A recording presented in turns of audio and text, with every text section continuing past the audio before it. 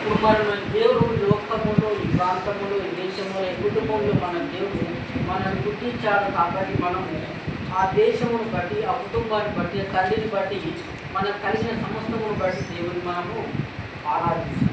ఈ మందిరాన్ని బట్టి మన కుటుంబాన్ని బట్టి మన తండ్రిని మన పిల్లల్ని బట్టి అందరిని బట్టి ఈ సమస్తము దేవుడు మనకు అనుగ్రహించాడు కాబట్టి దాని సమస్తమును బట్టి మనము దేవుని ఆరాధించాలి, దేవుని స్తుతించాలి, దేవుని నామాన్ని కనపరచాలి. అయినా మనం పనిలో పడి మర్చిపోతూ ఉంటాం.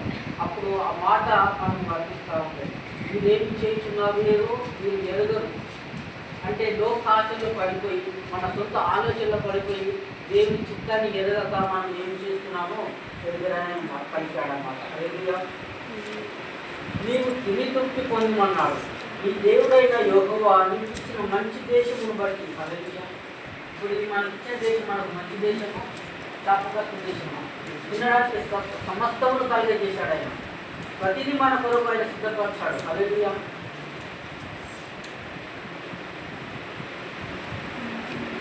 రెండవ దినవృత్తాంతము 10.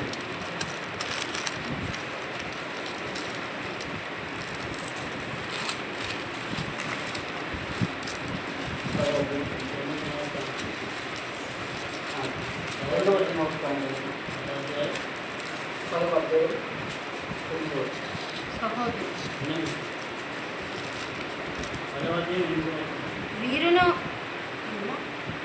మీ తండ్రి మీ మీద ఉంచిన కాడిని సులభంగా చేయమని నన్ను అడిగిన ఈ జనులకు ప్రతిక్రమేమి ఇయ్యలేక మీరు యోచించురో చెప్పుడని వారిని అడగగా. మరి దేవుడు మన కొరకు కొన్ని సార్లు కొన్ని బరువు బాధ్యతలు ఇస్తారు.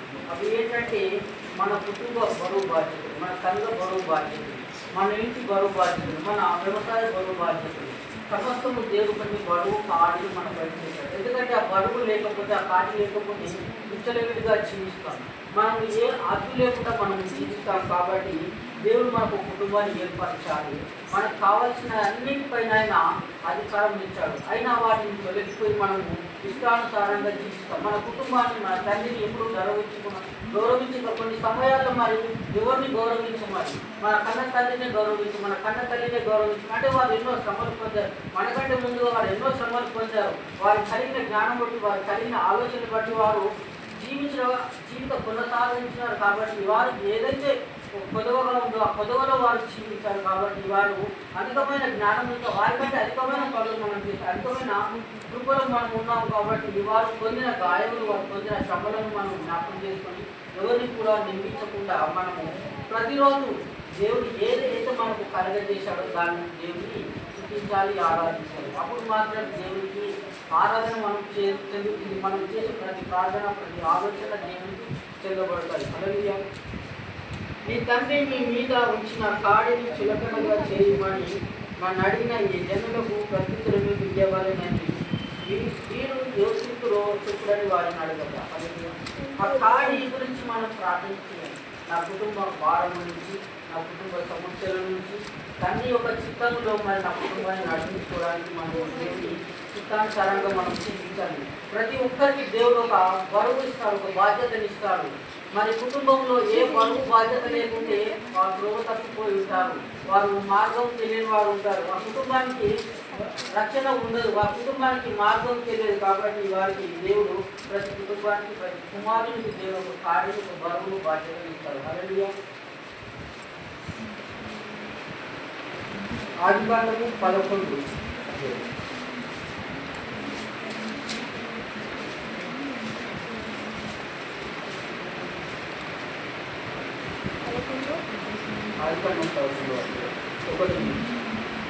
భూమి అంతటా ఒక భాషయు ఒక పలుకును ఉండెను.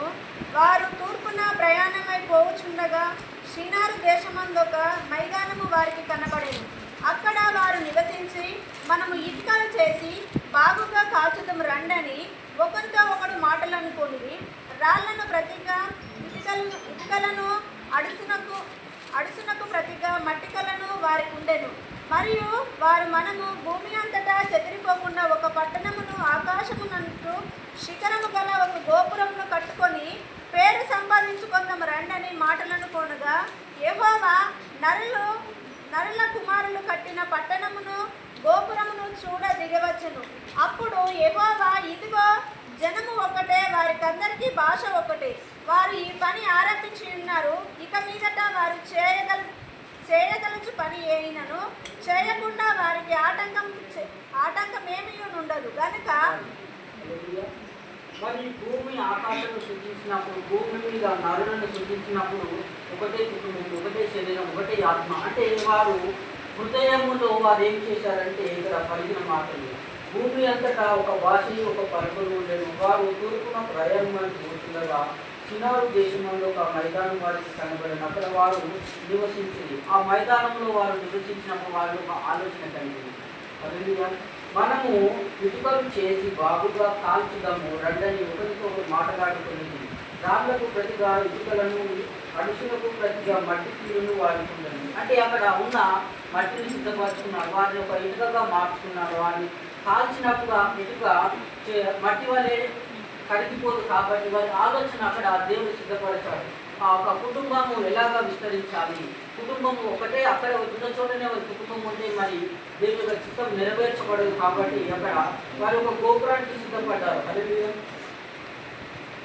మరియు వారు మనము భూమి అంతటను చెదిరిపోకుండా ఒక పట్టణంలో ఆకాశం శిఖరం గల ఒక గోపురంలో కట్టుకొని పేరు సంపాదించుకుందాము రండాన్ని మాట్లాడుకున్నగా అలా మాట్లాడుకుంటా ఉన్నారు. మరి మనం భూమి అంతటా చెదిరిపోకుండా మరి అప్పుడు ఒకటే కుటుంబం కొంతమంది ఉన్నారు.